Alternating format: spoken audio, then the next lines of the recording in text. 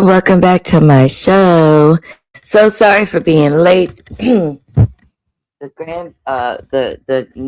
youngest grandbaby came in the house, and those grandbabies are irresistible. Had to hold her for a little while. And then I slept for a long time today. I had no idea how tired I was, but I'm very tired, okay? We have to get into some of the newest updates on the war with Iran. Let me get to my notes. Also, over on my vertical live, I want to start being able to open up the platform to have discussions and debates. So over on the vertical live, you will see the link to come to the bigger screen, the bigger live. There, you'll be able to see the StreamYard link to come up and give your input on the things that are going on. My daughter just came in here today and said the gas prices are sky high and ridiculous, and that's to be expected.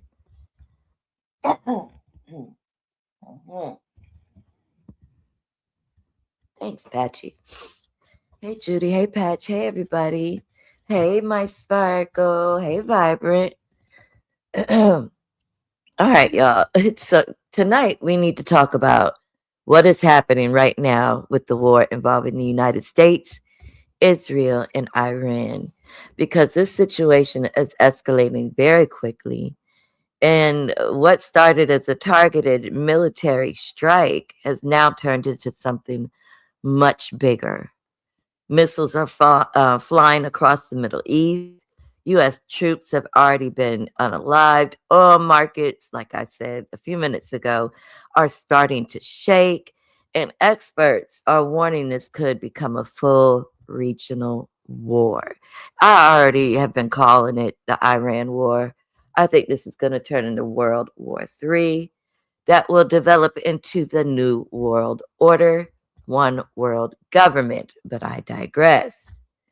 Now, tonight I'm going to break down how this war started, what has happened in the past few days, Iran's retaliation across the region, and why the entire world is watching the Strait of Hormuz right now. Hormuz. What's the proper way? Is it here? Hormuz? Because I've heard people pronounce it in different ways, okay? But before we get into all the details, I want to show you some footage so you can see how serious this situation has become. And I actually have the footage already playing on the screen, okay? Give me 1 second.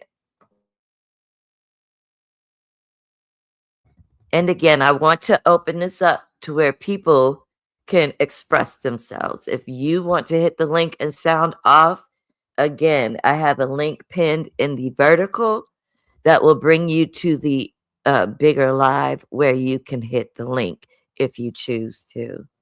All right. So let's take a quick review. I have most of my stuff in order, I believe. All right, let's take a look, guys, at the latest. And I know a lot of y'all hate CNN, but we're going to be playing CNN, Fox. We're going to be playing a lot of different... Israel have pounded Iran over the last 24 hours. And is it with the intention to try and open up the Strait of Hormuz? So let's look at where the strikes have been over the last 24 hours. Largely, if we want to see, there is activity here. So Bandar Abbas and the region, along with north and central Tehran, there is also now significant military activity from US and Israel. This is the one I need to start with. Hello. Countries around the Gulf are reporting a new round of Iranian missile and drone attacks. Qatar, Saudi Arabia, the United Arab Emirates and Bahrain said they were responding to incoming fire and warned residents to seek shelter. Drones have reportedly fallen near Dubai airport, injuring 4 people. A UK maritime monitor said a cargo ship was struck in the Strait of Hormuz, starting a fire and forcing the crew to evacuate. It comes after President Trump warned Iran over mining the strait. The US military says it's destroyed 16 Iranian mine-laying vessels near the Strait of Hormuz. The narrow waterway is the world's busiest shipping lane for the transportation of oil. Maritime movements here is effectively at a standstill, and the impacts being felt right across the globe. In Lebanon, state media says Israel has hit an apartment block in central Beirut the second time. The center of the capital's been hit since the start of the war, and there were heavy strikes across the country overnight. Iran has also been hit in overnight strikes. These are the latest pictures coming into us. Officials saying more than 1,300 people have been killed by the US and Israeli airstrikes since the war began. State security forces in Iran have warned they're ready with their fingers on the trigger to confront any anti-government protests. And the conflict's also a war of words after the US said Tuesday's strikes on Iran were going to be the most intense yet. Iran said its barrage targeting Israel and what it calls US interest in the region was the biggest it had yet fired. The second container ship that's been hit off the coast of the UAE was targeted by an unidentified projectile. The incident took place around 50 nautical miles northwest of Dubai. Our correspondent Barbara Plett-Usher is in Doha and told us more. We've had these reports from this UK maritime monitor that there have been 2 ships hit by suspected unknown projectiles, as they phrase it, in the last little while. One of them is a cargo ship that was hit in the Strait of Hormuz, close to Oman, that started a fire, and the crew was being evacuated. The other one was much earlier off the coast of the United Arab Emirates, a container ship, again hit by a suspected unknown projectile. And there was some damage, but there were no injuries or casualties reported from the crew. This would probably be about the 12th such suspected Iranian attack reported since the war began in the whole Gulf area, I should say. And it is one of the main reasons why the traffic through the Strait of Hormuz has almost dried up. Because of the risk of going through, also because insurers aren't going to cover these costs. And you know, there's been discussion from the United States and from Europe about perhaps having a military naval escort, but that hasn't gotten off the ground yet and probably won't or is unlikely to while the hot conflict continues. You also had this concern expressed by the Americans that the Iranians might start mining the Strait of Hormuz. They have before in the 1980s. No indication so far that they are doing so this time. President Trump said he had not received any reports of such activity, but the Americans did strike 16 mine-laying vessels overnight. These were, most of them inactive, moored when they were hit, but apparently a preventive strike. That's Barbara Plett-Usher in Doha. Let's go to Israel now, and our Middle East correspondent Yolan Nell is in Jerusalem.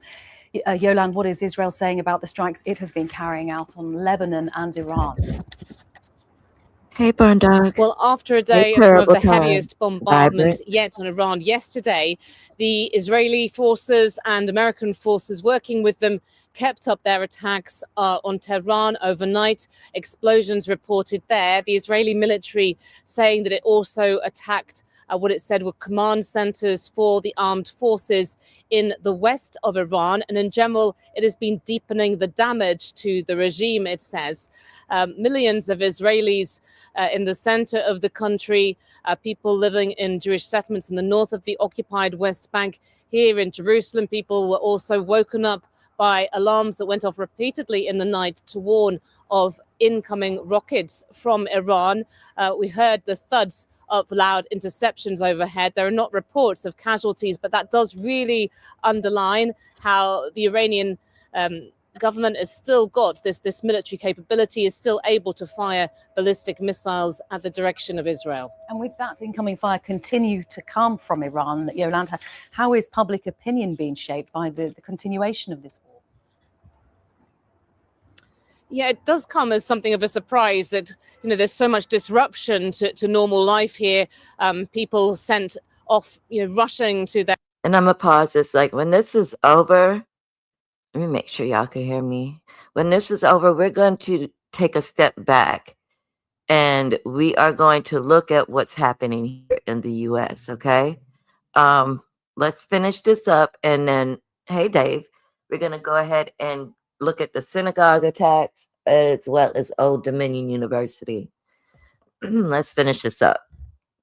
And again, you guys over on my vertical live, if you want to hit the link and sound off and give your opinion, look for the pinned link in the vertical live. It will bring you to the bigger live.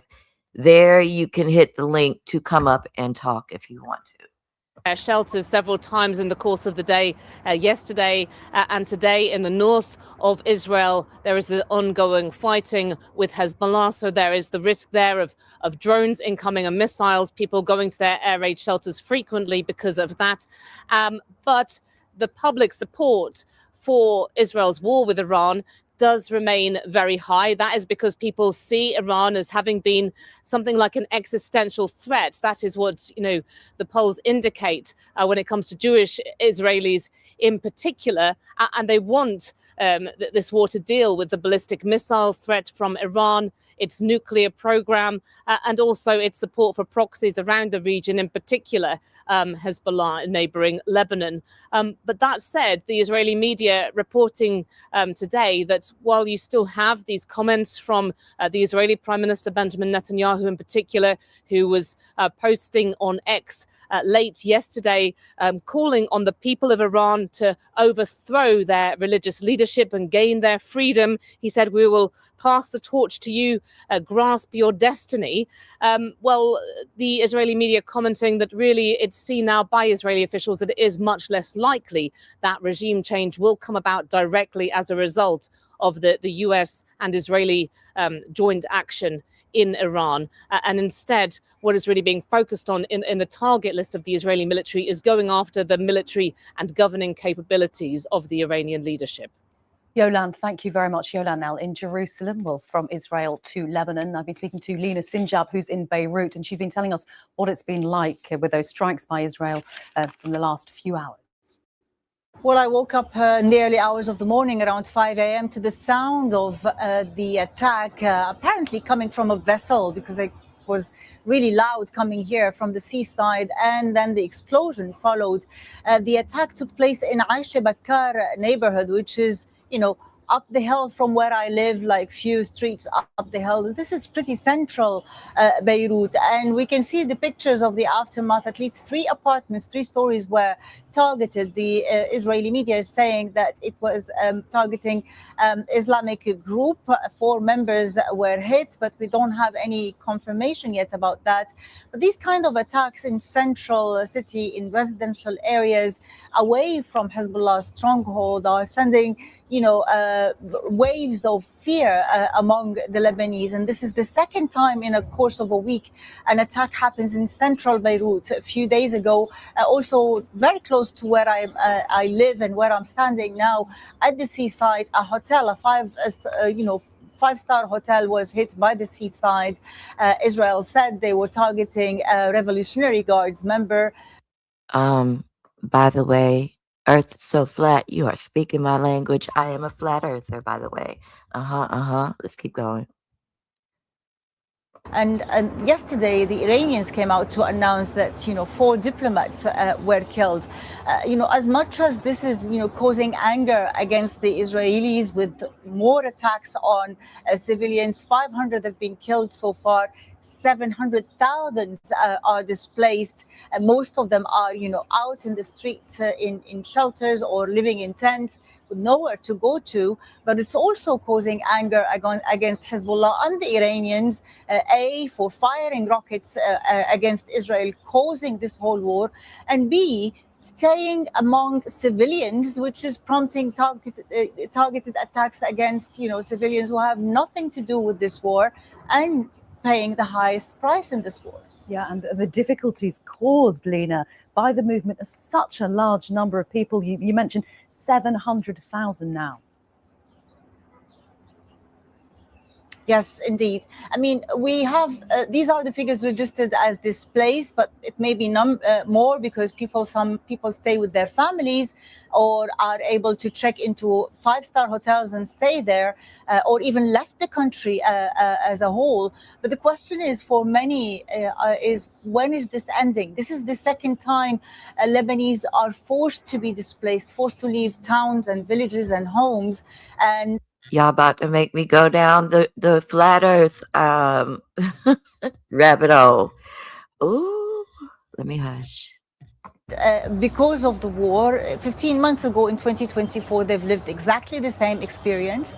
And many of them who've lost their homes, they couldn't rebuild them because there was no money to reconstruct and rebuild. Eric. And now they're losing their homes again in towns and villages with fears that, in the south of Lebanon, the areas that Israel are asking people to leave and evacuate, probably it's going to be a buffer zone and they will not be able to go back to. And the government so far, despite criticism to Hezbollah, the fact that you believe in a globe that was created before flight is insane to me. The fact that you believe the schools taught us, like, no, you really, when you come out into the world, you got to throw all of that shit they taught us out of the window and learn from what you see and experience. Stop believing in what these history books are telling you. But I digress. And even the Werner von Spitz, the man who created the alleged spaceship that went to the moon that never went to the fucking moon. They were in a movie trailer set. He even said on his own tombstone that we're in an enclosed dome and we're in a firmament. Let me not even go down that rabbit hole. Let me get back to this because I'll talk about flat earth all day. And, calling for direct negotiations with the Israelis, they seem to be in a very weak position and unable to control Hezbollah's actions that are prompting these kind of, attacks by Israel. And hold on, a lot of those pictures from space, listen, I have on tape one of the people that so-called went to space that says we can't go there. I have on tape the astronaut saying that we cannot leave lower Earth's orbit. We have never been able to leave lower Earth's orbit. Never. But I digress. And I even have some pilots saying that it's flat. But again, I digress. Lina Sinjab in Beirut. Let's go back to those reports that drones have fallen near Dubai International Airport, injuring a number of people. Let's talk to our correspondent, Nick Beek in Dubai. Nick, just tell us what you know. Karen, yes, this is information that's coming from the authorities here in Dubai, saying that at the main international airport, there have been 2 drones that fell in the vicinity of the airport. That is the phrase from officials. We don't know what that translates to. If y'all don't understand what the Arctic Wall is, there's so many different publications. Y'all can go read for yourself. Stop believing in what you're taught in school. They're sitting there brainwashing you. You've been brainwashed. But we'll get into the flat earth and all of that. I do know geography very well, Christy. I do. But everyone has depicted the earth the same until the globe came around. Okay? But let's get back to the war. Okay. Be quiet, woman. Oh, that sounds a little sexist. To hitting any planes or hitting terminal buildings. But certainly we spoke to someone earlier who was saying that for about half an hour or so, they were told to come away from glass windows and all passengers were congregating in an area that was deemed to be I'm not in the mood today. At risk. So honestly, if you want to tap them, you got one opportunity to keep it respectful. One opportunity, and if you don't, you're gone. Okay. I believe in God the Father Almighty, the creator of heaven and earth. Now resumed, but the information is that 4 people have been injured, 1 person with moderate injuries, that's the description, 3 with minor injuries, and we will of course bring more information as we get it. Now on Saturday, a lot of people might have seen that video which showed a previous strike very near the airport, near to terminal buildings. You could see planes on the tarmac in that footage. So once again, it seems that Iranian drones have got through to this airport, which is hugely busy, and had been trying to get those flights coming in and leaving once more. And there was quite a lot of disruption in the skies this morning, as you can imagine. Flight tracking showing lots of different planes taking unusual routes, as this was clearly an alert that people had to deal with.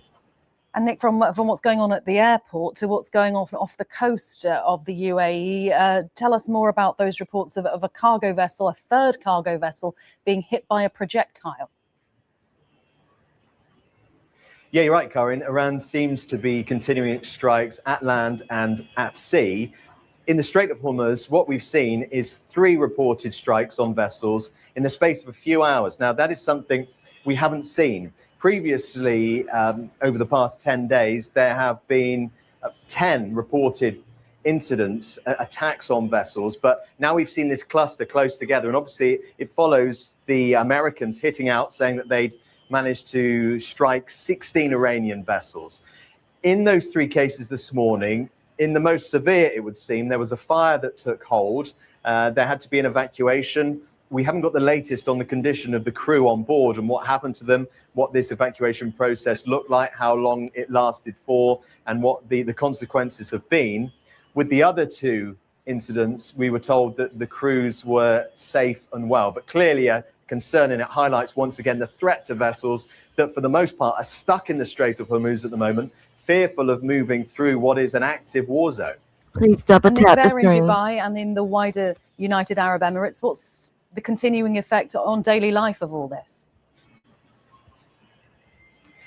Well, you may be able to hear that all the construction behind me, which continues at pace here. This is a city that is forever growing. Overnight, there were some alerts, again, sent to people's phones. Interestingly, they've changed in the past 24 hours their alert system. So no longer is it a piercing, repeated beeping you get on your mobile phone, whether or not you're registered for alerts. Now it's just a ping that you might get if you're getting a message from anyone else. And so that has been a change. But despite that softening of the way people are given these warnings, the warnings continue. And every day, the United Arab Emirates are reporting that missiles and drones have been intercepted that have been sent from Iran. But if we look at the last sort of 10 or 11 days, Karin, the first 8 days, more than 100 drones were being fired every day, and in the most part being intercepted. That number has dipped in the past few days. We don't know if that is a temporary lull or it represents a more significant and long-lasting sort of dip in the number of drones being sent. But certainly, Iran continues to attack this country and its Gulf neighbors, all those it deems to be working with the Americans or linked to the Americans. And so in the eyes of Tehran, these are countries that it's justified hitting back at. Nick, thank you very much. Nick Beek there, live in Dubai. All right. Pause. Now, joining me now, U.S. and want to go and see what's going on in our world. Well, this is going on in the world too, but I want to jump to what Vibrant brought up in the chat, and then we're going to come right back to talking about this. Okay, guys? Give me 1 second. Ambassador to NATO, because honestly, Whitaker. Ambassador, thank you for being with. I wasn't even aware, y'all, until Vibrant said it. And I want to know y'all's opinions. Hold on. Let's get to it. Because I did look it up and uploaded it. All right, we're going to start with the synagogue. And then we're going to go to Old Dominion. All right, Darnell, stand by. I want to get back to Amaya because those parallels we remember in Grand Blanc, which was a crash, shots fired, and a fire set. So if that's kind of a copycat or something similar to that attack, like Darnell just said, they're going to try and find any way to hurt people here. Amaya Kuznicki is one of our reporters on the ground at the scene there. Amaya, what are you seeing? Yeah, I'm actually here with Lisa, who is standing by now. Lisa, you said you know people down there. Yeah, I have a very close friend in the building who's a social worker there, and I know some of the temples. This is our temple, so we belong there. And when you came down and saw everything that's happening, I mean, what's going through your mind? I'm scared to death for my friends. I mean, I've never seen anything like this. I've never seen this kind of this number of police officers out here, and my first thing, to be honest, were the children. There's a whole, daycare program in there, and parents and grandparents have been coming, and they're scared to death for their children. And I know I asked you if you had talked to those people that work inside, and you said you don't even want to bother them because you just want them worrying about getting to safety. Yeah, I was afraid to even call. If they're hiding, I didn't want their phones to ring. You don't know what's going on. So I'm just standing here to make sure my friends get out okay. And you said you will be here, standing here until you know more information. Until I know. My heart's in there right now. Yeah. So I know it's a tough situation, and I think everyone around here is feeling the same way right now. Is there anything else that you want to add just about the situation in general? This is senseless. It's senseless. We have to be better than this. This is not okay. So that's all I want. Everyone to be okay. Well, we're hoping that we can get some answers for you, and I appreciate you, taking the time to speak with us. I know it's a difficult topic, and you heard it from Lisa. She's just one of many people that are out here right now, very concerned as to what's happening down there. Again, we were hoping to get that information from police soon, and we will make sure to update you as soon as we know more. Hey, Maya, before you go, can you ask her? Just we're hearing from people in that area that preschool would have been in session today. Does she know if that's the case or not? Do you know if preschool was in session today? It was. Yes. Yeah, she said it was in session. Preschool was in session. I heard from someone else. Was it you that told me that they believe they believe that the children, this is just, rumor, hearsay. They believe the children were all escorted safely out of the building into the country club across the way, Shenandoah, where they're on lockdown until their parents get them. Now, that's what I heard. I don't know that to be true. Okay. Again, that's just everything that she's hearing. I think a lot of information is coming in right now. So we will make sure to update you as soon as we know more. Amaya, thank you very much. And we certainly pray that is the case, that the kids were ushered to safety somewhere. Just seeing those folks behind Amaya, just hugging and just being so grateful. Someone asked where this happened at Michigan. In Michigan, guys. Hold on, let's look at the next video.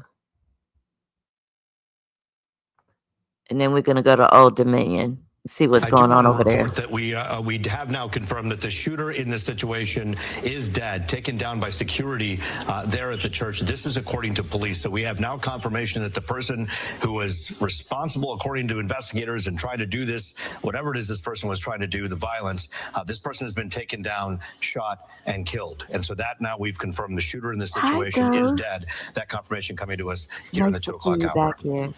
Okay. So, Rabbi, you were, go ahead. What else can I answer?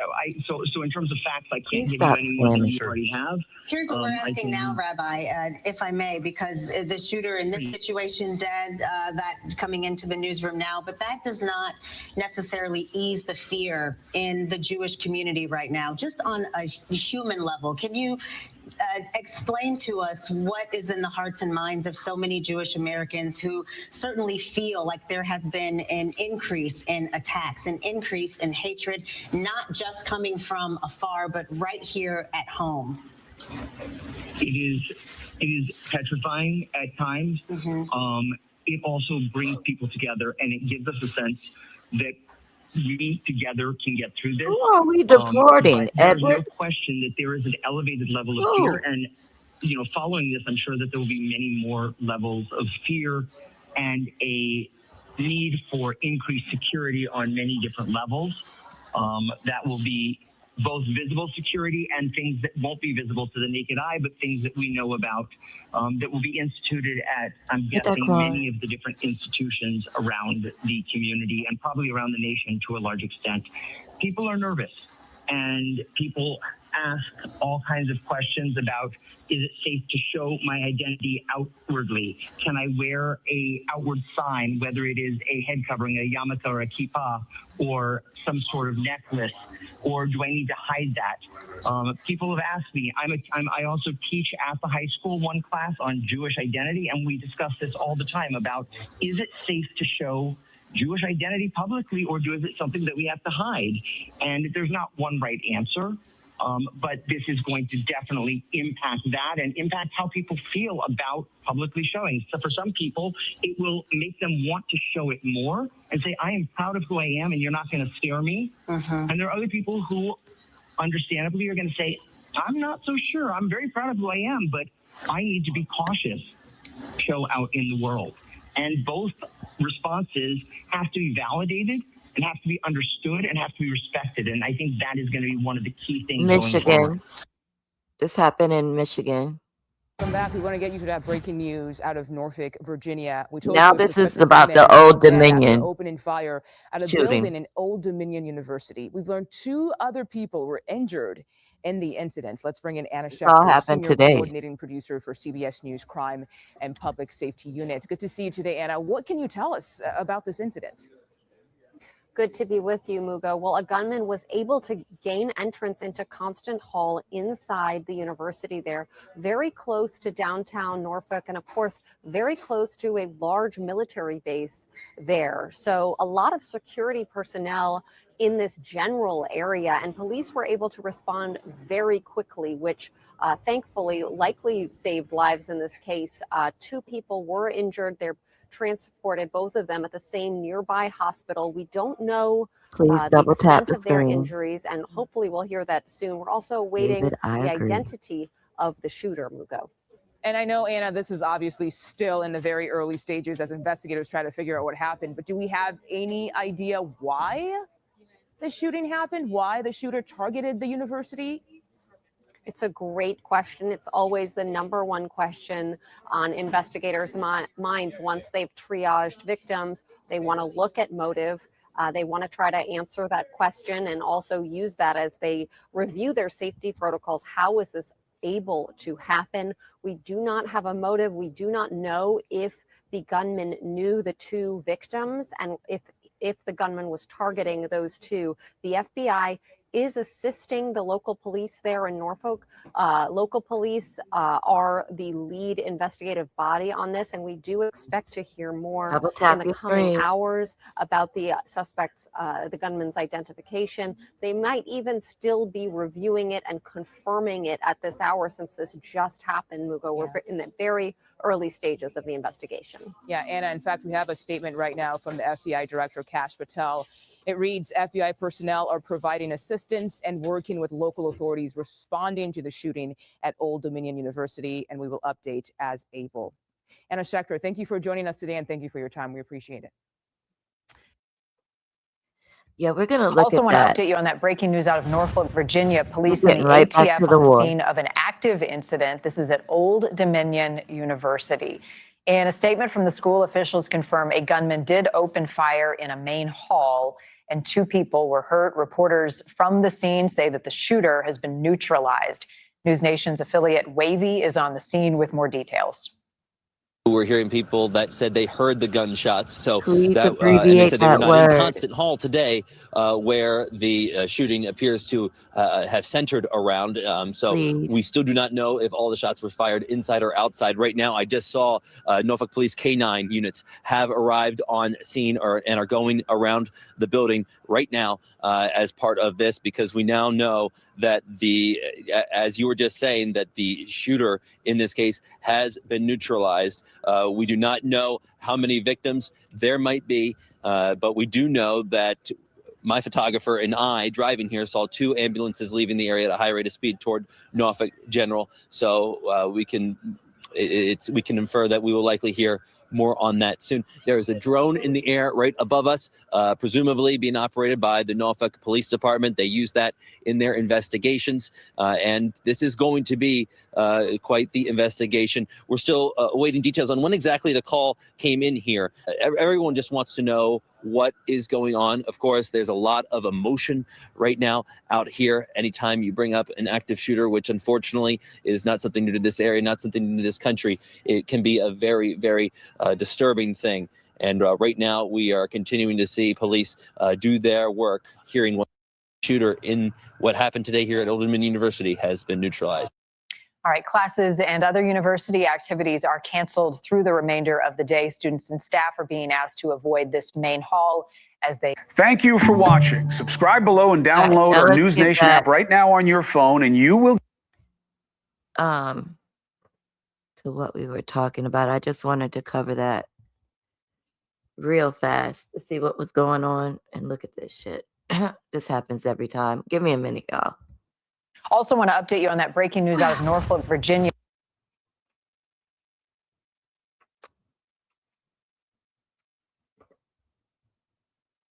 Where the strikes have been over the last 24 hours, largely, if we were to see, there is activity here. So. All right, so those are some latest developments that we are tracking. But for more on this, we're now being joined live. And I am listening to publications from all around the world. I'm not just going with what the United States is saying. I want to hear publications from everywhere. First, let's break it down like a pound. Let's start from the beginning. The current war began in late February when the United States and Israel launched coordinated strikes inside Iran. Those strikes targeted Iranian military leadership, missile infrastructure, and facilities connected to Iran's nuclear program. But one of the most shocking developments happened very early in the conflict. During the opening phase of the airstrikes, reports began circulating that Iran's supreme leader was killed in the attacks. And if the report is true, when we know it's true, it would represent as one of the most dramatic moments in the Middle East politics in decades. Instead of forcing Iran to back down, it triggered massive retaliation. And that retaliation came in the form of missiles and drones. Okay? Let me play for y'all what that looked like, and then we will continue. And then we got to talk about Russia. We got to talk about California. It's a lot. It's a lot we got to cover. By Cullen Strong, Keith, Foreign Affairs and Security Strategist at the University of Malaya. Hi, Mr. Keith. Thank you so much for joining us today on Beyond. Now, it's a very crucial... Good morning. Well, it's a very crucial day in the Iran war today. Not only has it significantly intensified since yesterday, but today is also the day 12 of the war. In June 2025, we saw the conflict lasting for about 12 days. And right now, there are no signs of abatement from either side. How are you reading this, and how much longer do you think this could persist? That part. Well, it is important because we've seen how this has crossed the psychological threshold of last year. In June 2025, and of course at this time, we have yet to see any kind of de-escalation, capacity from both sides. And the US has just started the heaviest bombing campaign yet, yesterday. And of course, we have not yet seen a full-blown forever war, but it's no longer a contained episode. But the likeliest path ahead will be of, a strategic short-term timeline, especially by the US. We have seen how it's highly unlikely for President Trump to continue this beyond 2 or 3 months. And he has also repeatedly stated that once he has achieved the initial objectives of decimating the capacity of the missile campaign and the missile efficacy of Iran, and then we will see some kind of drawdown and de-escalation. The bigger, and let me say this because I see the hidden nukes, but I think the biggest or the greater concern would be direct energy weapons, because they have been, trying those out. But this is still now entering the beginning of the second week. I don't see this to abate anytime soon, but I will foresee that this will take an additional 1 or 2 months, and as long as also it depends also on the response system by Iran in terms of how it will intensify missile strikes on the Gulf states, and also, of course, on the US bases, but also on the capacity of Iran in terms of its own, volume of missiles and drones left, and of course the launches, and of course, but I don't see this to go beyond the initial timeline of 2 to 3 months at most. Right. Mr. Keith, you were just highlighting that the capacity of Iran is something that is key to the end of the war, how long it can sustain. But remember, Trump earlier suggested the end of the war would be soon. And now in the most recent development, Iran is saying that it has said no to any ceasefire, even as Trump's threats are upping. So what is your assessment of the situation, and when could the war really end? And where is Gary? Well, we've seen how this is increasingly being framed as a war of attrition. Of course, it's asymmetric warfare in terms of the likely objective of Iran to drain the resources of the US, and we have seen how this is being countered by a consistent narrative by the US that yes, practically an unlimited supply of munitions, in terms of also the of course air defense system, but this how soon this will end will also depend on these major conditions. First, the retaliatory capacity of Iran, and how degraded enough this in terms of these retaliatory strikes that have been bombed by the US, and of course and also at what point and what threshold Washington decides that the cost to energy markets, to regional stability will be high enough for to pressure the Trump administration to seek de-escalation measures. But as of now, of course, Iran has stated that you continue to fight on and to have this kind of self-defense movements. But it all depends also on the capacity of Iran to use this to sustain the prolonged or protracted fight back to the US and Israel. And we have seen how also the limited factor of the supposed allies of Iran, including from Russia and China, how so far they have been constrained in terms of support system being given to Iran, other than this the normative condemnation of the strikes by US and Israel. But other than that, we have yet to see any credible support system that can sustain Iran's response system for the that can be prolonged into a year-long fight back system. Right. Like you said, retaliatory capacity of Iran and the cost to energy markets. That's something that will be key to watch on how and when the war ends. I'll just talk to you about the energy market in just a bit. But another piece that has been added to this whole West Asia conflict is that now US is saying it wouldn't be happy if Russia is giving Iran intel. Though the Kremlin has declined to say any such warning has been given from US. How are you viewing that and Russia's role in the whole West Asia conflict? Of course, also Russia has also benefited from this conflict in Iran. We have seen how energy prices have initially skyrocketed, and with high energy prices, Russia will also benefit. And of course, also a renewed Western distraction from a new theater of conflict in West Asia, in the Middle East, serving as a distraction from Ukraine, and of course also a deeper US entanglement into another theater of war. But also we have seen some drawbacks in terms of how the traditional support system from Iran in terms of the munitions, in terms of weapons supply system have also been degraded. But Russia is being seen as a co-belligerent and a strategic spoiler, an indirect enabler for this conflict. And but we have yet to see how any direct intervention or any direct support system from Moscow will directly benefit Iran. And so far we have seen how the Iran is now being left, further pressure in terms of how we can sustain this prolonged conflict if there's a risk for this to be a protracted conflict, and depending also on the stockpile of its own missiles and drones and the launchers that will be needed to launch these missiles and drones, and how far that it can reach this threshold of enabling this war of attrition to impose enough cost on both Israel and the US. To ensure that this can be prolonged, and of course to impose also economic pains on the global markets. Oh, and you are reading my mind. New world order, one world government, one world currency. And of course economic pains on the Gulf states as well. And so far we have yet to see any kind of a sustained response system also from the Gulf states, from Saudi Arabia, from Bahrain, from UAE. Most of these states have been constrained in terms of their response system, and this is still very much in a control stage, and we have yet to see any kind of an all-out war from this from the regional point of view, and this serves as also one of the openings for future de-escalation measures, and that will need to be seen from the side of Iran. Right. So right now, Russia does have an indirect role, and also it will be a strategy spoiler, given that it was nowhere in the picture until very recently.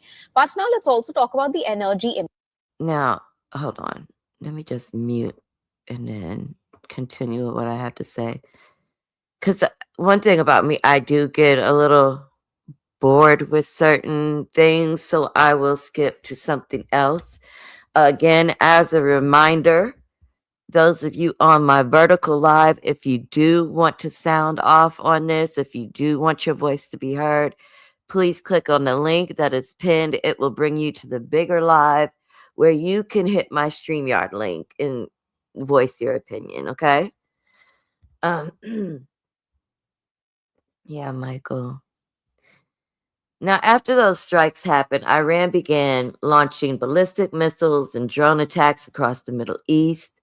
Targets included U.S. military bases, allied Gulf countries, shipping routes, and oil infrastructure. And we've seen those gas prices are already going up. Some of those attacks have already caused casualties among U.S. troops. And that's when analysts started warning that this situation could spiral into something much bigger than a single military exchange. Because the conflict is no longer just happening inside Iran, it's spreading across the entire region. But the biggest global concern right now actually isn't the missiles, it's oil. And that's always the biggest concern. And the reason oil is such a huge concern right now is because of one very specific location, the Strait of Hormuz. Let me show you why that matters so much. Let me find my video on that.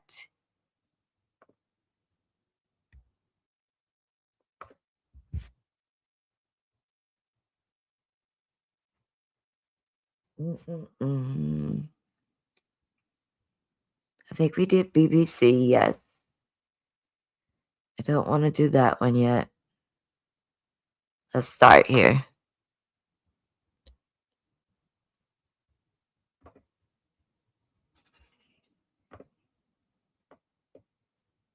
My bad, guys. I'll start it over. Threats come the same day 3 vessels were reportedly hit by projectiles in the strait. Let's bring in Fox News contributor and former Secretary of State Mike Pompeo. Mr. Secretary, good to see you. By an Iranian military commander saying ships belonging to the United States or Israel in the Strait of Hormuz are legitimate targets. The new threats come the same day 3 vessels were reportedly hit by projectiles in the strait. Let's bring in Fox News contributor and former Secretary of State Mike Pompeo. Mr. Secretary, good to see you. So Dan Kane was asked about the possibility, the potential of U.S. military ships escorting ships through the Strait of Hormuz, as we saw many decades ago. Here's what he said. On the potential, if tasked to escort, we'll look at the range of options to set the military conditions to be able to do that. What are the resources required? What is the command and control required? And what are the risks? And how do we mitigate those risks? We'll figure out how to solve problems as they come to us. Mr. Secretary, they had to know that this was probably going to be necessary. So why are they just trying to figure this out now?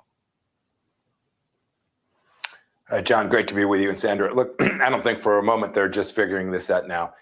They're getting ready. They're doing the necessary in the same way that they set the field, set the defense so that we could knock down ballistic missiles and drones, right? Took several weeks to get all of that in place. They're now putting in place the work so that we can safely escort ships through the Strait of Hormuz. No, the military planning for this is years in the making. We know precisely how to do it. There is more work that needs to be done to take out Iranian capabilities so that we can do so safely. But you heard the threats on American ships traveling through there, John. We shouldn't forget those threats have been around for decades. Right? The very reason President Trump is having to do what we're doing is because they have threatened to close this strait time and time again and held American hostages and say, no, don't come get them because we'll blow your stuff up. This is very necessary. The right approach is being taken. It's methodical. We're just 11 days in, John. Lots more work to do. And when we do, we'll get the strait reopened. We'll do so safely. And we will have punished an Iranian regime that has taken so much toll on American life for so very long. General Jack Keane was on with Larry Kudlow yesterday, and General Keane said now is not the time to be putting American ships in harm's way to transit the Straits of Hormuz. Listen to what he said. If we start to bring our warships through right now, the Iranians still have the capability to range those ships with precision weapons. And that makes no sense in terms of the risk when we're going to finish them off entirely in a few weeks. So the general is suggesting take the economic hit now, get the military goals and objectives accomplished in Iran, and then reopen the strait. What do you think of that? Yeah, as usual, General Keene's spot on. The sequencing matters. I think that's actually what you heard the general saying about getting ready, doing the risk mitigation work that is necessary. So we will sequence this. We'll finish the mission. I think when you saw the announcement earlier today asking or directing civilians to get out of ports, I think that is very much part of this effort to set the conditions so that we can actually deliver to get oil and refined products flowing through the strait again. I'm very confident our military can execute this. It's just going to take a little bit of patience, a little bit of time. And in the meantime, markets will do what markets will do. And there'll be some difficult high gasoline prices for a moment. But we should never forget the ultimate objective, right? The goal there is to reduce a risk that's been sitting on us for an awfully long time. So the new supreme leader who was elected the other day, Mojtaba Khamenei, there are reports that he is severely injured. I mean, so much so that he wasn't able to attend his own inauguration the other day. What do you know potentially about that? Yeah, I just know what's been reported, but I also know who he is, right? He's in his mid-50s, somebody we studied when I was at the CIA a lot. We were thinking about who might be the next successor, even if it had been Khamenei had died from natural causes. So we know this guy. He is a hardliner. He has stolen lots of money. He has killed lots of people. He is deeply tied to the worst of the worst inside the Iranian regime. It doesn't surprise me at all that they selected him, but I think there is something up, right? We haven't seen him. What do new leaders always do, right? They go out and tell the people, I'm with you. This is tough times, but I'm your leader. And we've not seen hide nor hair of him. That suggests that something is up, that something's not normal, something's not right, and that he either has such fear of appearing, or he is badly injured, or perhaps, who knows, may not even still be around. It's just simply hard to know, given the fact that he has not come out since his anointment, his selection, and actually declared that he is the leader of the country. You would think that even if he was in a hospital bed, that they would prop him up and at least get a picture out there, some sort of video. Instead, they had that cardboard cutout with his face on it the other day. Yeah, no, John, you're exactly right. That's well said.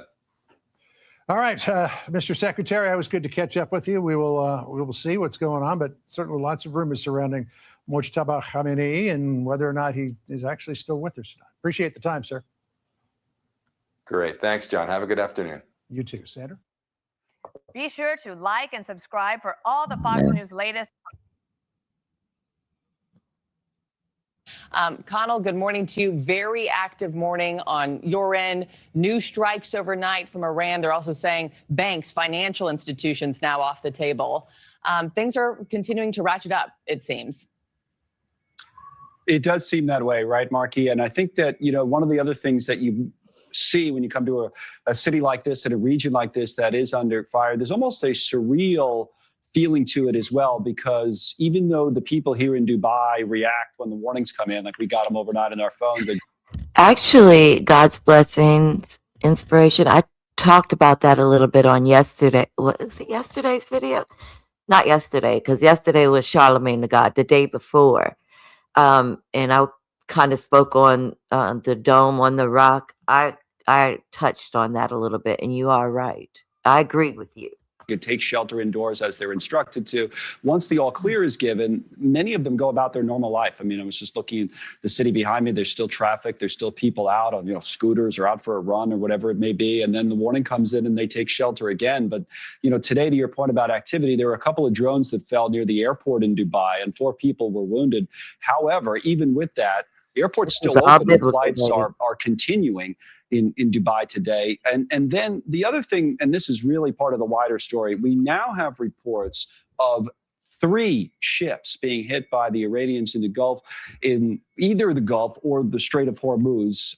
British military had reported earlier about one of their container ships being struck by some sort of a projectile, a UK flagged ship. So they evacuated the crew. And then we had additional reports of 2 other ships. A particular verse. The person asking which verse, blessing. It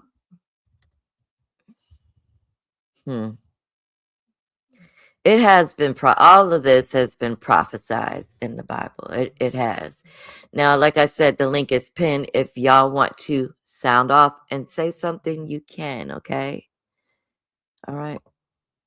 Let's go. Carrying the flags of Thailand and Japan, respectively, also being hit by some sort of a strike, possibly a drone from Iran. We're still waiting for details. Again, may have been drone strikes, seeing what the U.S. has been doing in that region. Mines have always been a concern in Hormuz, and U.S. Central Command posted this video overnight of attacks on the water. And what they say they're showing us is U.S. forces eliminating 16 Iranian mine-laying vessels near the strait. There was another post from CENTCOM adding the quote to it that U.S. forces are degrading the Iranian regime's ability to project power at sea and harass international shipping. But again, part of the wider story. Also more destruction and plenty of it. Please misspell cuss words and trigger words instead of saying, I'm going to have to delete that comment. Now, I want y'all comments to stay, okay? I want to be able to click on your comment, but do PDO light, PDO file separate, or just PDO, okay? Not the whole word. Reported across Tehran today from Israeli strikes. 10,000 sites now, they say, have been hit since the conflict began in Iran. And also, let's keep an eye on this today, Marky. I mean, it's a headline for now, but Iran's military command is now saying that banks and financial institutions here in the region, across the Middle East, are seen by them as targets. So we'll see what, if anything, that turns into, Marky. Thank you for watching. Subscribe below and download our News Nation app right now on your phone, and you will get fact-based, unbiased news for all Americans. Ciao. New images near the Strait of Hormuz off Iran, where new attacks are now sending oil prices on another wild ride today. This is a Thai-flagged ship, one of at least 3 vessels that have been struck today in that critical waterway. Thailand's Ministry of Transport says 20 crew members have been rescued. 3, though, remain unaccounted for. I'm going to show you a map of the approximate locations of these attacks on ships today in the Strait. A reminder, some 20 million barrels of fuel a day move through this critical shipping route, and it is clearly, effectively remains shut down because of this very real threat. Let's get right to Paula Hancock's live in Abu Dhabi for the latest on this. What are you hearing here?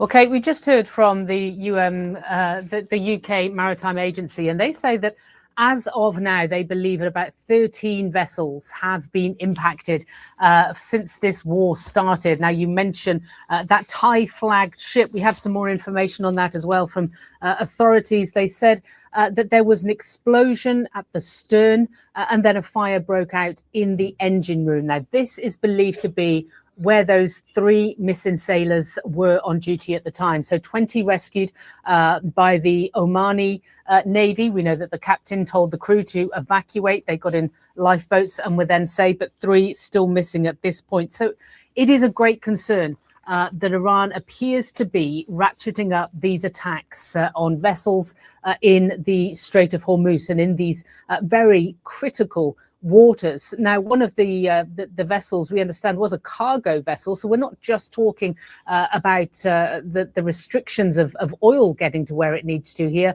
There's a lot more that there are concerns of.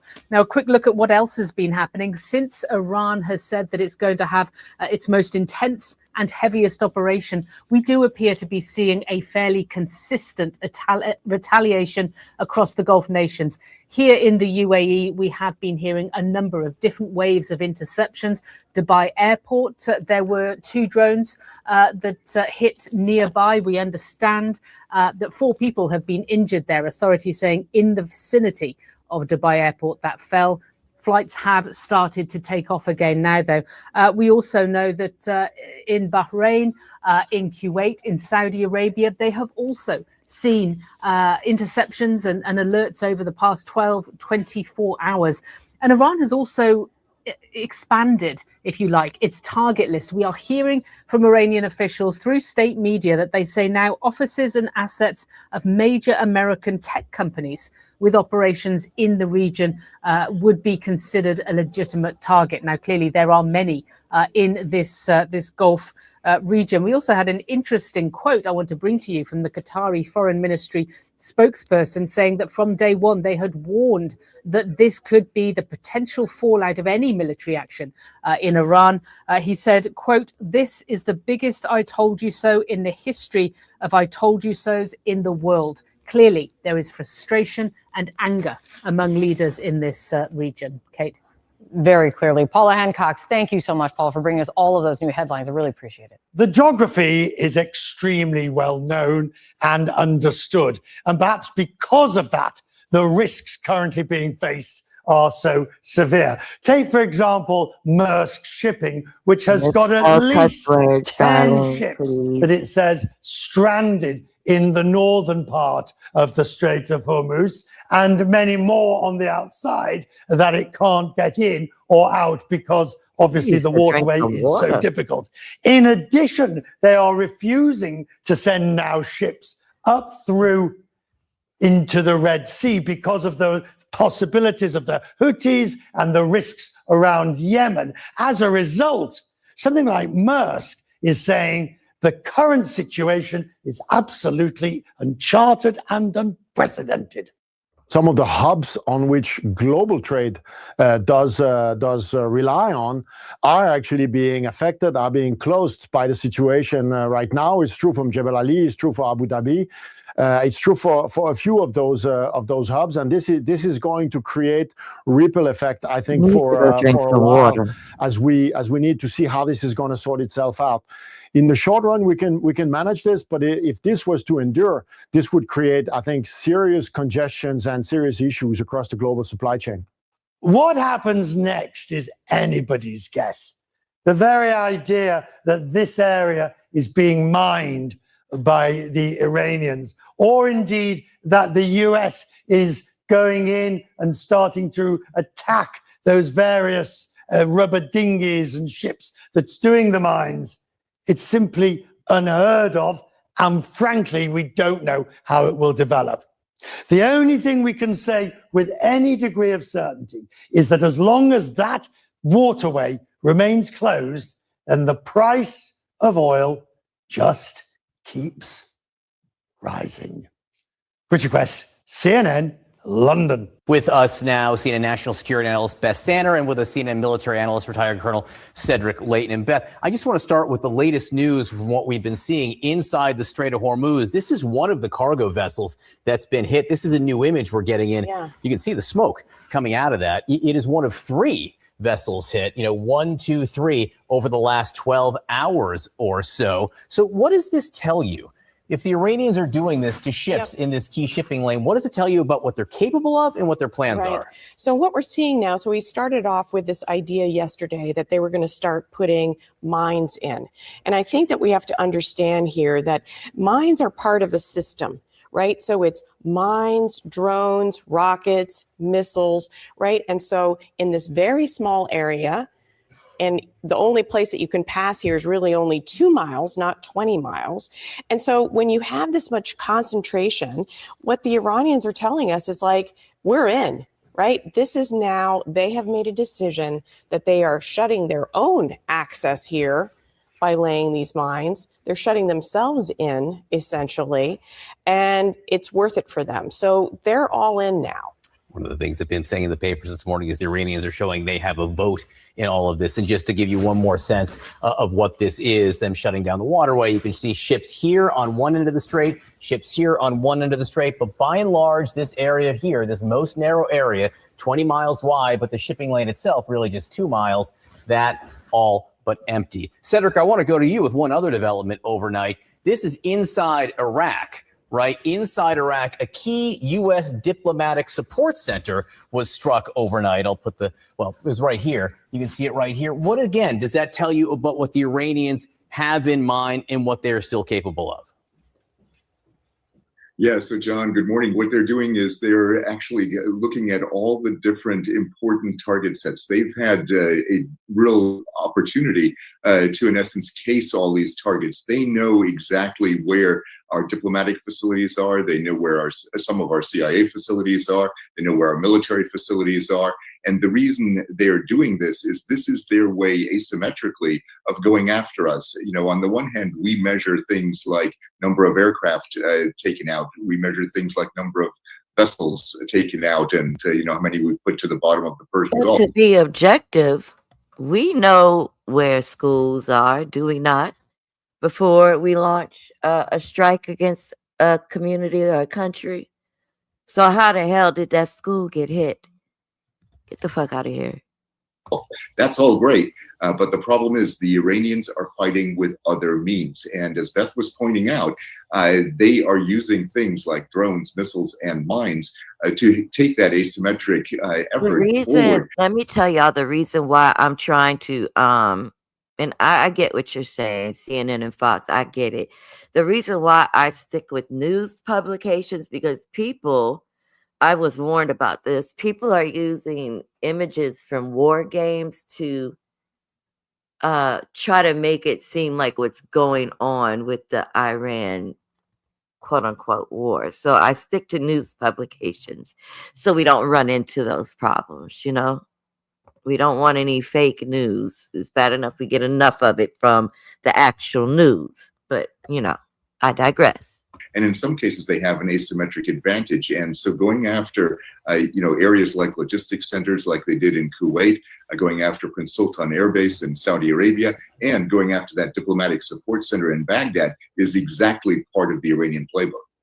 And as they try to show, go ahead, Beth. Yeah, so what I want to add to that, and I think, Cedric, you can jump in and disagree if I'm wrong here, but I mean, it's very, very likely that this was done by Iranian-backed militias that are Iraqis, right? We have not seen them join the fight.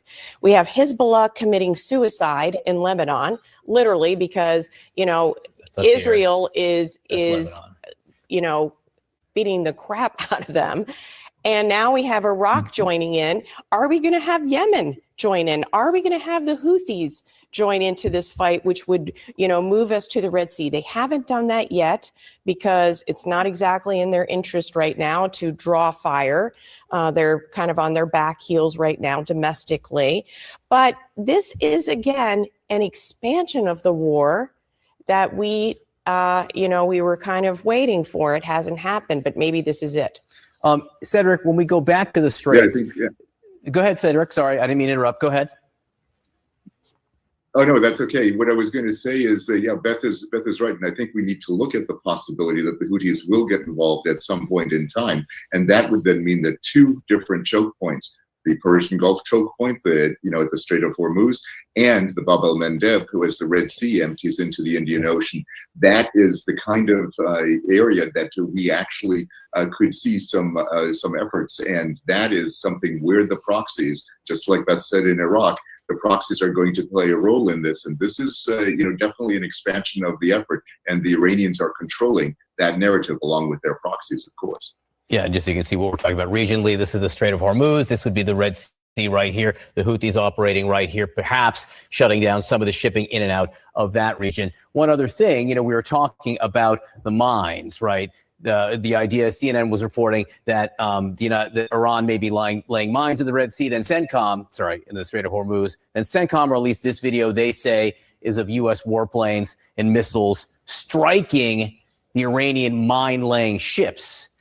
Is this enough to disable them? I think the Iranians have, 5,000 mines that they could use? Would this be enough to stop efforts to mine the Straits? I mean, it's obviously, it helps, but I mean, we're talking about 1,000-mile coastline, and we're talking about a capacity of Iran to use all manner of ships, dhows, things that look like fishing ships. Yeah, you can't do that at scale, but you can certainly throw one or two over the back of the boat, and no one will know that. It's very, very hard to track down these very small vessels that can lay mines. So I think it's kind of whack-a-mole, and we've only whacked, one mole. I mean, it's not a lot. Just so people say, there's 1,000 miles of coastline here. This is all Iran inside the Strait, inside the Gulf itself, and then outside. And there are some reports the Iranians have been able to ship some oil out of the parts that are already outside the Strait. Beth Sander, Cedric Layton, this has been great. This is just going to get worse and worse and worse. Okay. Hold on. I'm going to pull this up while I talk, and then we're going to check on the poll before we continue. All right. Give me a minute to work through. And where is it? Okay, the poll.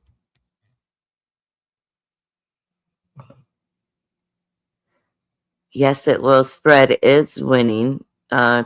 698 votes, 42% yes, 21% no, it will remain contained, 24% it already has, 13% still not sure. I think the majority of us feel like, yes, this will spread. Okay, hold on. So make sure y'all are voting. The Strait of Hormuz is one of the most critical oil shipping routes on the planet. Roughly 20% of the world's oil supply passes through this narrow stretch of water. So when attacks start happening there, it sends shockwaves through the global economy. There have already been reports of cargo ships being damaged, drones flying near shipping lanes, and threats that Iran could attempt to block the passage entirely. If that happens, gas prices around the world continue and will skyrocket almost overnight. And that's one of the reasons the United States Navy has already started targeting Iranian naval vessels in the region. Okay?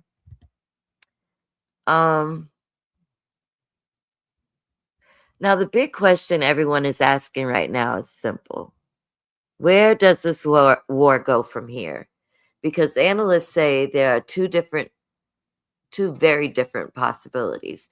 The first possibility is that the United States and Israel continue targeting Iranian military infrastructures until Iran's ability to fight back is significantly weakened. But the second possibility is that the war spreads.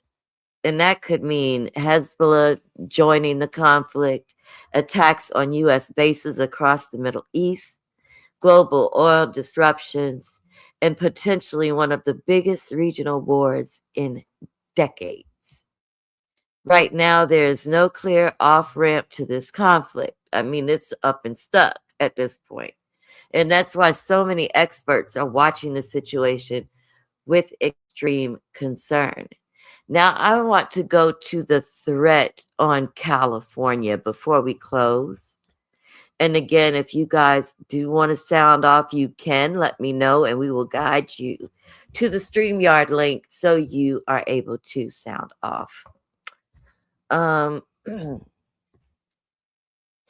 look at Joe Rogan real fast because I actually like Joe Rogan, y'all. I do. And then we're going to go into the whole California thing, which I think is more than California that needs to be worried, okay? And this is, let's see, let's look at MS now. Let's see how this looks. If not. What just seems so insane based on what he ran on. I mean, this is why a lot of people feel betrayed, right? He ran on no more wars and these stupid, senseless wars. And then we have one that we can't even really clearly define why we did it. You know, it's so interesting, Willie. Joe Rogan, the scales falleth from his eyes. You had Andrew Schultz, who was sort of, I want the whole thing. Was he MAGA curious or was he a MAGA supporter? Whatever he was, he's not anymore. Like he's firing on, all cylinders against. Hold on, I'm gonna come back. Let me see if the view shows. Yesterday was the most intense day of U.S. military strikes in Iran, but some of his most vocal supporters seem to be breaking rank a bit and speaking out against these attacks. Take a look. You actually talked to NBC News last night about that strike on the girls' school, and you said it was terrible. We made a mistake. The kids are still dead, but I think it was a horrible, horrible mistake. I wish it hadn't happened. I'm sorry it happened. Yeah, I can assure you it wasn't intentional. And then when you make a mistake, You ought to admit it. I think the 2026 elections already, we are behind the 8 ball as far as the electoral process. I think if you add in high gas prices, high oil prices, and if we are still bombing Iran, I think you're going to see a disastrous election. It just seems so insane based on what he ran on. I mean, this is why a lot of people feel betrayed, right? He I ran agree on with no you, more David. wars and these stupid, senseless wars, and then we have one that we can't even really clearly define why we did it. Well, but he said he's against endless wars. Well, Running they're against all endless wars. listen, man. They're So- all endless. That's right. Yeah. Right. So, do you think MAGA supporters will now admit that they have been lied to? Will they be able to say it? I don't think MAGA supporters will. I think the podcast lane of it all, the kind of non-traditional media where all these people rushed to him when Donald Trump showed up on these podcasts and seemed like every guy to them, and they all kind of flocked there. Weirdly, MAGA and kind of traditional conservatives actually approve of a lot of what he's doing. And I couldn't remedy that because when you think of MAGA, it's America First, non-interventionist. Then you see the neocons, the original conservatives, and they were a little more in support of this kind of thing. So how are they aligning in support? And what I realize is we are living in such a time of divide and negative What do you mean? partisanship. Speculate for me and I can Jersey you answer. wear matters more than the policy. Give me it more leads. information. And that is a dangerous place to be. And so I don't think you're going to see it because as Trump said himself, I am MAGA. Wherever he goes, the partisanship of so many will just follow. It doesn't even matter. What I think is that, a lot of these people, Right, notice that and let me they say, seem I to be think turning. we have a greater concern than just nuclear weapons, baby. I think the direct energy weapons is what we need to worry about. Yeah, I think we need to worry about more of that than the nuclear weapons. And also drone attacks, and we're going to get into that. And they say that they've been betrayed by him. But And actually, sleeper why cell can't you attacks. just admit you were wrong? Yeah. When the guy, hold on, when the guy made fun of a disabled veteran, when the guy said he could grab women by their genitalia, when the guy said that Obama was not born in this country, lying about that.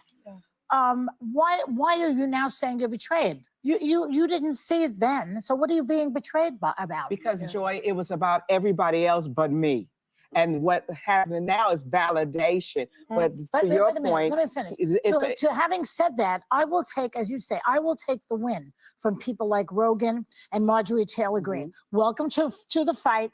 Maybe our side will win now because we now have more people who see the light. And that's okay with me. You were wrong, okay? Admit it. Yeah. Well, I would say this to your point. I love what's that dude named Tom Tillis? Yeah. Tom Tillis got in there. Listen. Yeah. Lift Kevin, her up. behave, If more Kevin. people speak out and stop being Trump's choir, but be his focus group, maybe we'll see the tide turn. Tillis is leaving office. So when people are leaving, they can speak. Suddenly they have courage. Well, they suddenly have courage because they don't have to be reelected. I got to tell you, I don't know that that his base, his core base is going to change because if you look at some of the numbers and some of the polling, 90% of his base agrees with what he's doing. Yeah. What I am surprised, what I do think though, is with this war in Iran. I'm coming. Let me get to Cali.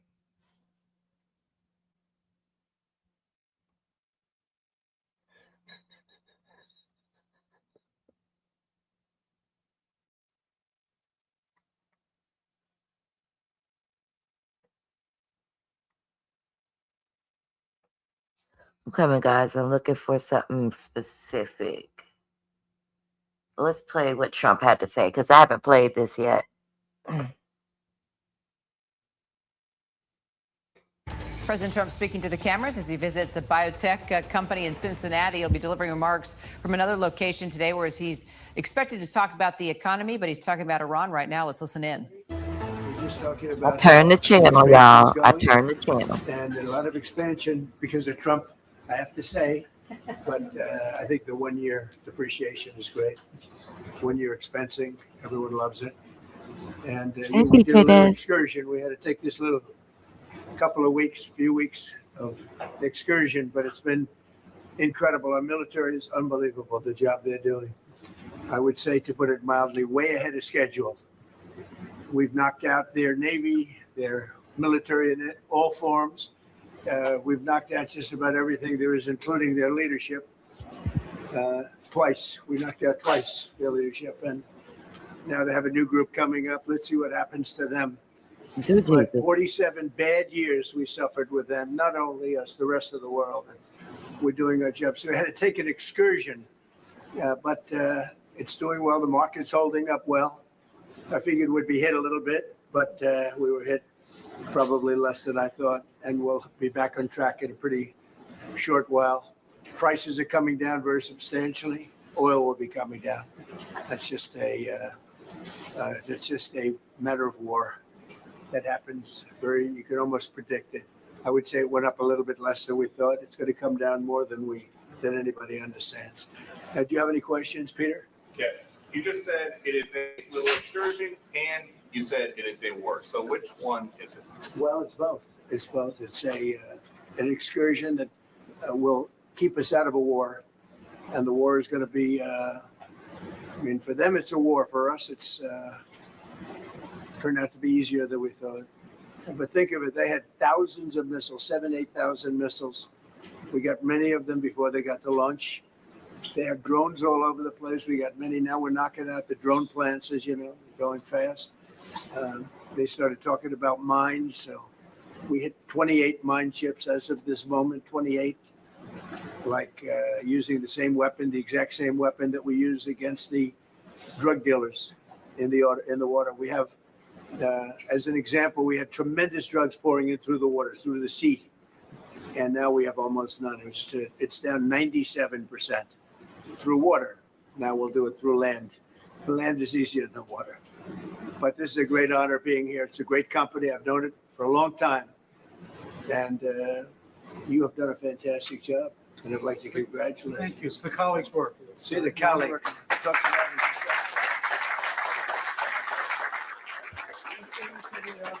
a new form of visit. My associates, my colleagues, what about people that just work for you? No, right? They're colleagues. 25 years old. That's why it's doing so well. Congratulations. Great company. Thank you very much. Let's look at this and then we'll get to Kelly. Good evening, everyone. I'm Lindsay Davis. Thanks so much for streaming with us. We learned today that about 140 U.S. service members have been wounded since the start of the war in Iran. That includes 8 seriously injured and is in addition to the 7 U.S. service members killed. The Pentagon called today the most intense day of strikes since the war started and said U.S. forces had hit more than 5,000 targets. Iran continues to threaten the flow of oil tanker traffic in the Strait of Hormuz. Today, President Trump warned Tehran against laying mines in that waterway and threatened to blow up any ship attempting to do so. Iranian leaders remain defiant, though, even after days of heavy strikes. Tehran launched new attacks against Israel and Gulf Arab countries. Sirens sounding in Jerusalem and Tel Aviv as Israeli air defenses work to intercept the barrage of missiles, rockets, and drones. We heard today from both Defense Secretary Pete Hegseth and White House Press Secretary Caroline Leavitt. Each re-emphasized the resounding success, as they described it, that the U.S. was having in Iran, but did not specify a clear timeline or end date for U.S. operations there. ABC's chief foreign correspondent Ian Pannell leads us off from the region again tonight. Tonight, the Pentagon saying today would be the most intense day of the war so far, amid serious questions over the shifting timelines. 24 hours ago, President Trump said of the war, quote, "It's very complete, pretty much," later adding, "It's pretty well complete." The president making those comments amid extreme volatility in the oil markets. But tonight, it's very clear this war is raging on. We will not relent until the enemy is totally and decisively defeated. But we do so on our timeline and at our choosing. Late today, amid reports Iran's now planning to lay mines in the Strait of Hormuz, where tankers carry 20% of the world's oil, the president now says the U.S. completely destroyed 10 inactive mine-laying boats. The president warning Iran the military consequences of mining the strait will be at a level never seen before. President Trump fully aware the war on Iran has led to shock over skyrocketing oil prices globally and gas prices in the U.S. The U.S. military is drawing up additional options following the president's directive to continue keeping the Strait of Hormuz open. I will not broadcast what those options look like, but just know the president is not afraid to use them. But tonight, Iran issuing a direct threat to the president, saying, be careful not to get eliminated yourself. And today, confusion over whether the U.S. Navy had escorted a ship through the dangerous strait. A post with video from Energy Secretary Chris Wright said the U.S. Navy successfully escorted an oil tanker through the Strait of Hormuz. But then, about 30 minutes later, that social media post was deleted, the department blaming staff for a, quote, incorrect caption. The White House says it never happened. And tonight, the human toll on American service members and their families. The Pentagon now confirming at least 140 American service members have been injured so far in this war. 8 severely wounded. ABC News learning new details about the Iranian drone strike that killed 6 U.S. soldiers in Kuwait. A source telling ABC News the soldiers there had taken shelter in a bunker as air defense systems intercepted a wave of Iranian drones. But moments after the all-clear was given to return to their work building, a drone slamming into the structure. And for the first time tonight, we're hearing from one of the surviving soldiers inside that building. Minnesota Army Sergeant First Class Corey Hicks. I remember hearing a buzzing noise that got louder and louder, like really quickly. Hicks describing the harrowing moments before that deadly drone came crashing in. I remember turning my head to the left and I seen the nose of that drone pop through. And as soon as it did, I knew what it was. It was either a missile or a drone. So I turned to my right, and that's when it blew up and just blew the whole building apart. The married father with young children of his own recovering from serious shrapnel injuries and a severed spleen, speaking to ABC affiliate KSTP from his hospital bed at Walter Reed, remembering one of the service members who did not survive, Master Sergeant Nicole Amore. She was literally 5 feet from me when that happened. When I looked over my left shoulder, the drone impacted basically right above her.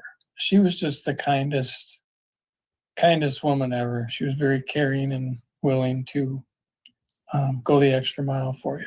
And as this war takes a toll on service members, with no clear timeline set, influential podcaster Joe Rogan questioning why we're in the war in the first place. It just seems so insane based on what he ran on. I mean, this is why a lot of people feel betrayed, right? He ran on no more wars and these stupid, senseless wars. And then we have one that we can't even really clearly define why we did it.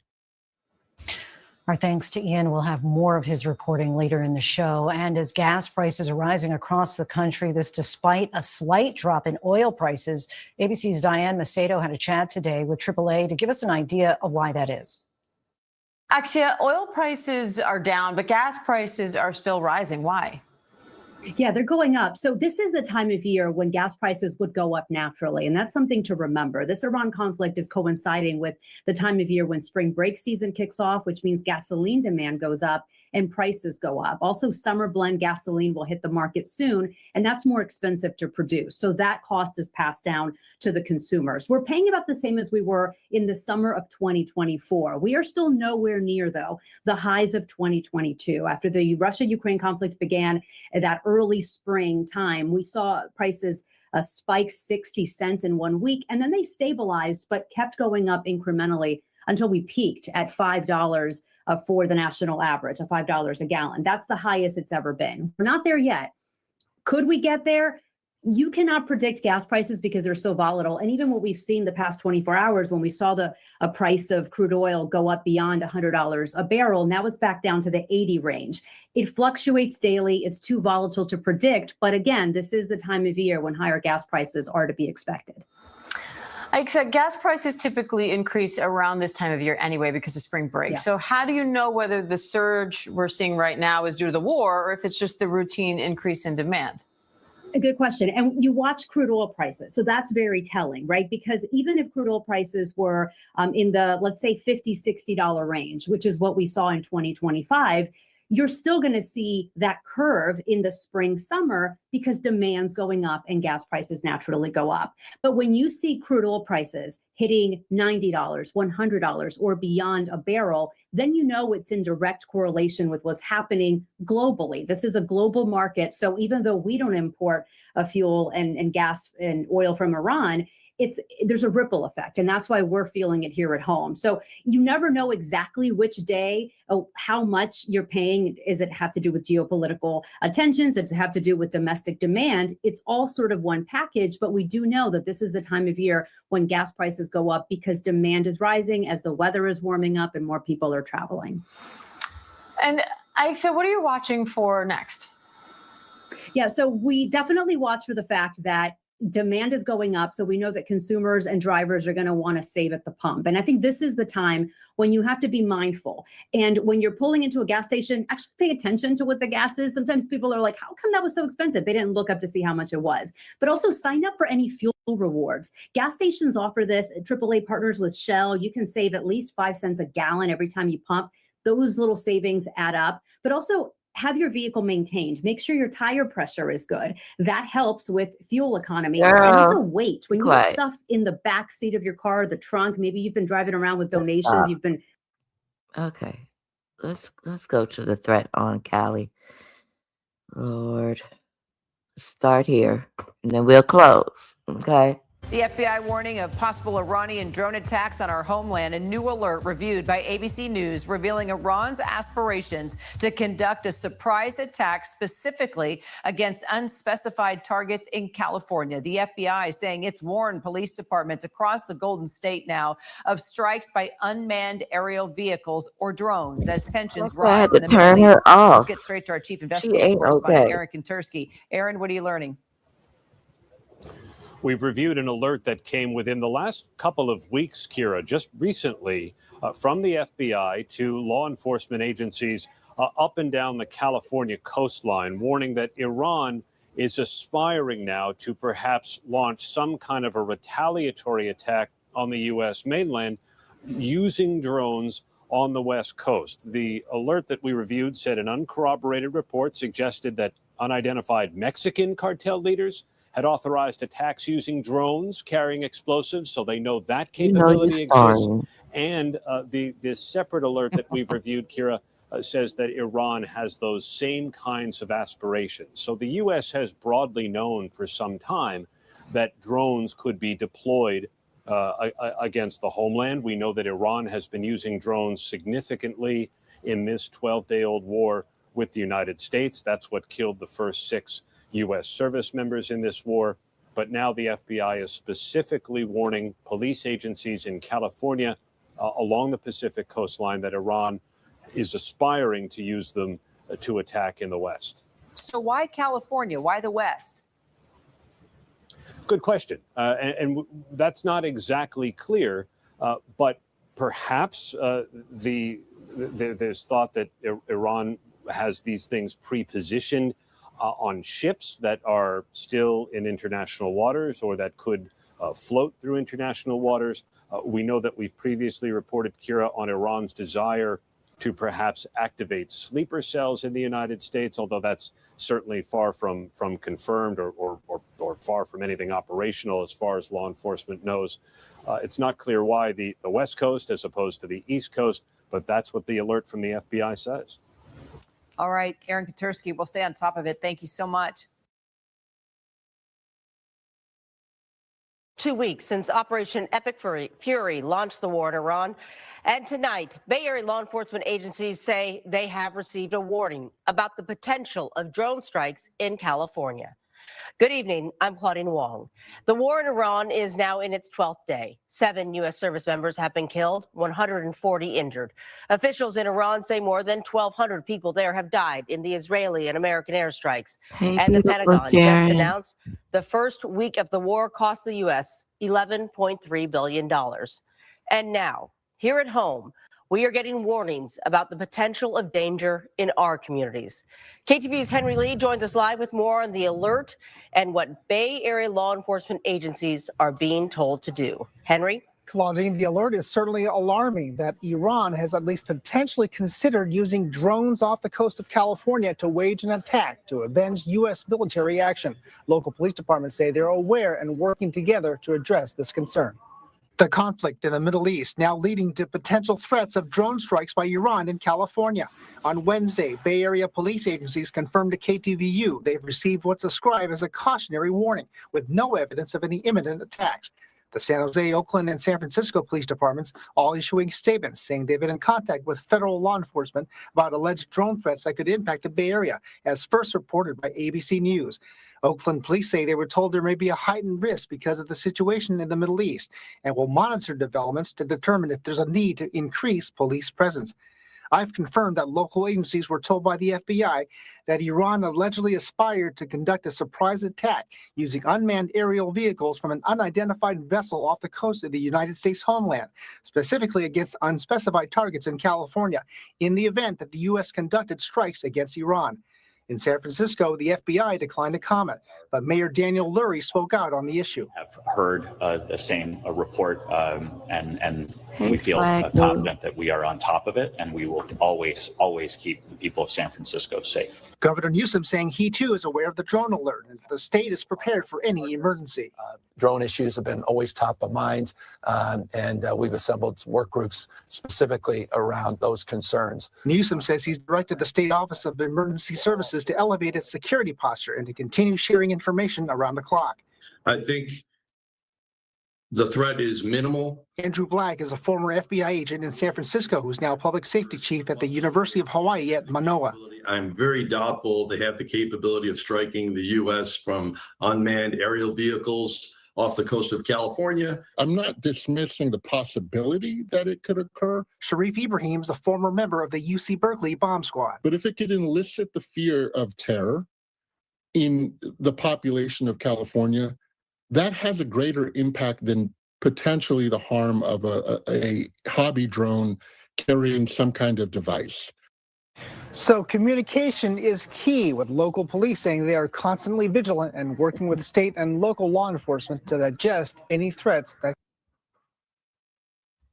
All right, guys, hold on.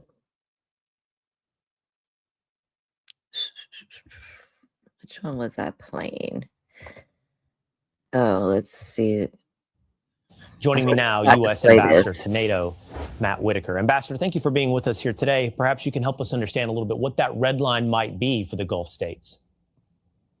Well, good to be with you, Will. And I think it, needs to highlight how successful this operation has been for the first 11 days. Obviously, our Gulf allies and those that are, taking a lot of these incoming ballistic missiles and drones, do have an ever decreasing amount of patience to not join the fight. And, in a coordinated manner, there may come a time where they join the United States. But, right now we have devastated their Navy. They're combatant effective. We've taken out, dramatic amounts of their ballistic missiles and drone capabilities. And most importantly, Will, we've taken out their ability to produce more. And I think that, and with air superiority and dominance that we have right now, we can continue to methodically take out all their ability to produce these things. And so, I think President Trump gets all the credit for this successful effort together with our military. And, Iran should be careful, because if they provoke the Gulf allies to joining the fight, I mean, that could be even more, bombs on their head and more firepower behind the United States and Israel's efforts. So Gulf states may soon join the United States of America. On the other hand, there are reports that Russia has been assisting Iran with advanced drone targeting strategies used in Ukraine, now being deployed to Iran. What is the involvement? What is your concern over Russia? Well, I mean, this is a terrible development if true. Obviously, Russians have denied it. Steve Witkoff has talked about his conversations with the Russians and the fact they denied it to him. We do not need the Russians involved in this. In fact, I'm hoping and I'm certain that President Trump expressed that to Vladimir Putin on their last phone call, that they should stay out of this. This is a United States effort, and we do not need them taking a side on this fight. But at the same time, The Russians Russia do will have listen? capabilities. A lot of those capabilities they have developed on the battlefield in Ukraine, but they should be very careful if they try to join this fight.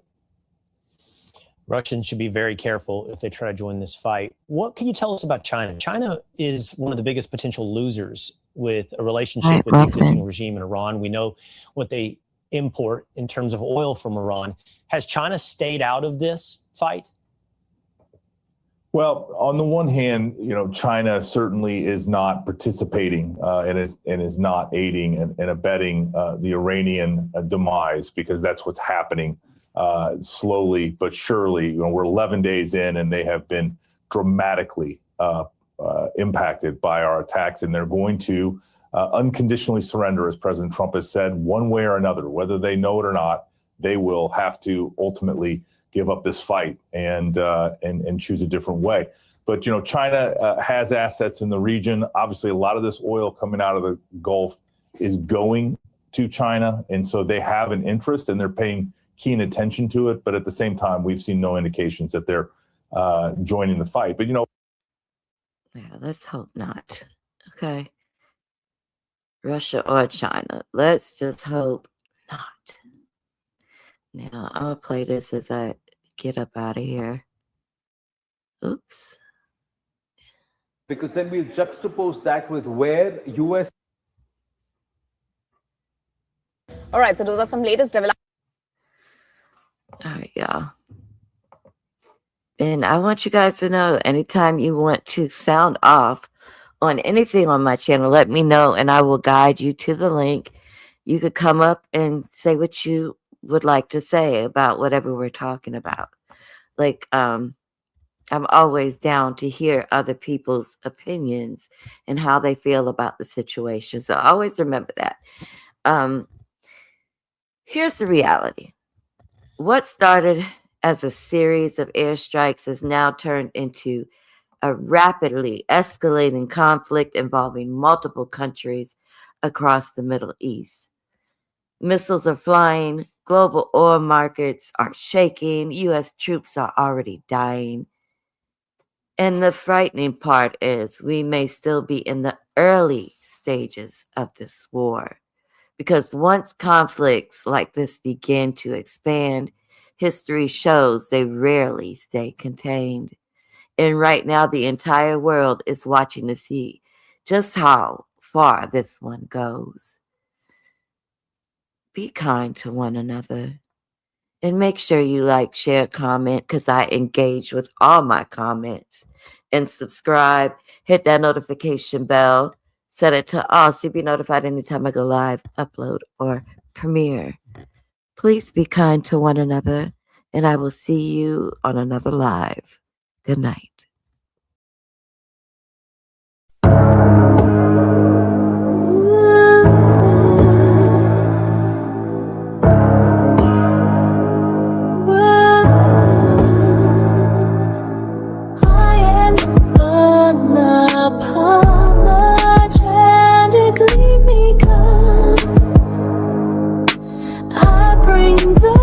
No need to see viral stories and crime stories so bleak, leaving you hooked for weeks, exposing liars and racists too. Crimes and scandals all exposed to you. My creativity paints the view, pull you in like the morning dew. My voice will ring through your soul tonight, forever echo in your mind's sight. Like and share if you feel the light.